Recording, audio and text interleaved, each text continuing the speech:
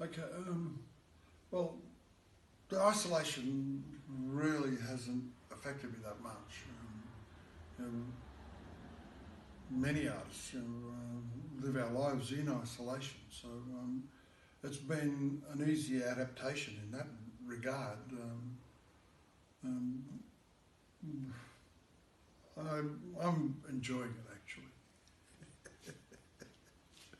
actually. Quiet Brisbane, it's fantastic. Well, this is probably as good as it gets. I don't think it's going to be quite this good for quite some time. I think we're probably heading into very desperate economic times. I'm living life as it is right now, so I'm enjoying it. Oh, this is work that I've been working on with my assistants, and it's a 4-panel piece, each 3 metres tall by 1.5 metres wide, and it's a conglomerate of protests from around the world.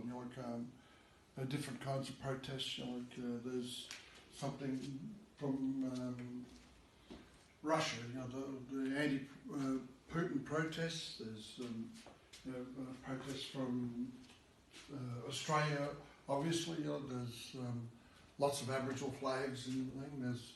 There's no pride in genocide. There's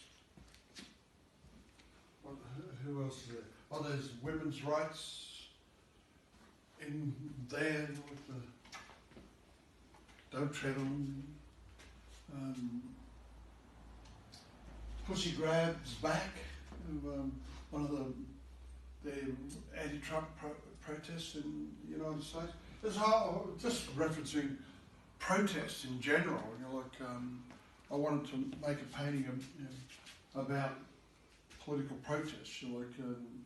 There's a few vacant signs in here. One of them says this is what democracy looks like.